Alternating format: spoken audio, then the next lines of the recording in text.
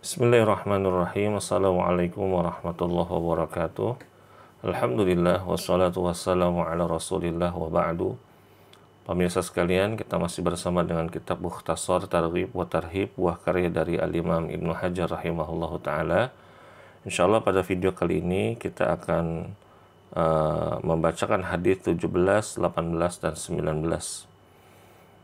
Hadis yang ke-17 berbunyi, wa ana Aisyah radhiyallahu anha qalat qala Rasulullah sallallahu alaihi wasallam man ahdatha fi amrina hadza ma laysa minhu fahuwa raddun. Dari Aisyah radhiyallahu anha, dia berkata, Rasulullah sallallahu alaihi wasallam bersabda, barang siapa yang membuat perkara baru dalam urusan agama kami ini yang bukan darinya, maka hal itu tertolak. Muttafaqun alaih. Dan hadis yang ke-18 berbunyi, wa fi riwayatin lil muslimin man amila amalan laisa alaihi amruna fahuwa raddun. Wa li Abi Dawud man sana'a amran ala ghairi amrina fahuwa raddun. Yang artinya di dalam riwayat Muslim disebutkan, barang siapa yang melakukan suatu amalan yang tidak ada perintahnya dari kami, maka hal itu tertolak. Dan menurut riwayat Abu Dawud, ya, hadisnya berbunyi, barang siapa yang membuat suatu perkara yang tidak ada perintah dari kami, maka hal itu tertolak. Kemudian hadis yang ke-19 berbunyi, wa anha radhiyallahu anha anna Rasulullah sallallahu alaihi wasallam qala sittatun la'natuhum wa la'anahumullah wa kullu nabiyyin mujabun.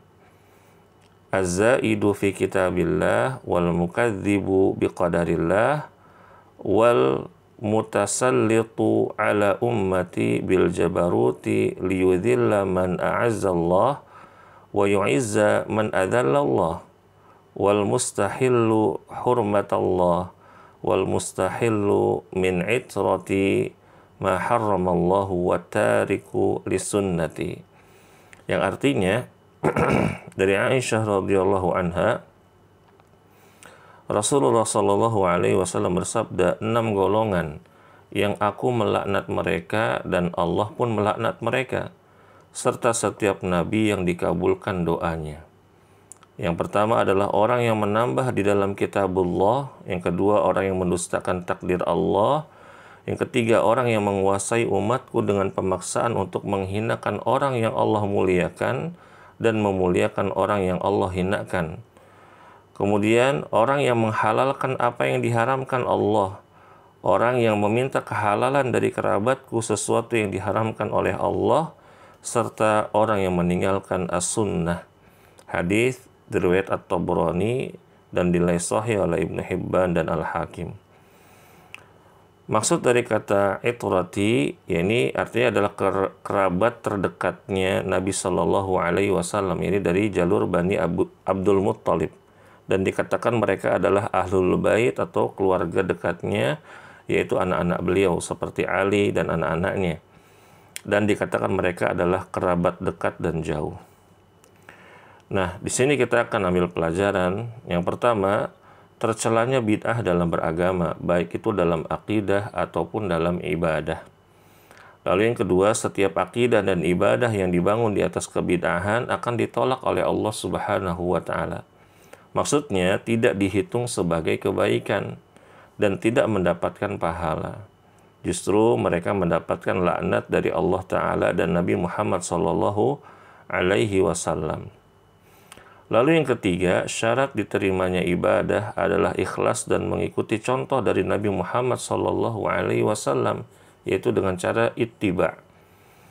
Yang keempat, tercelanya golongan yang menambah-nambah syariat Islam, mendustakan takdir seperti mengatakan takdir ini tidak adil atau tidak ada yang namanya takdir.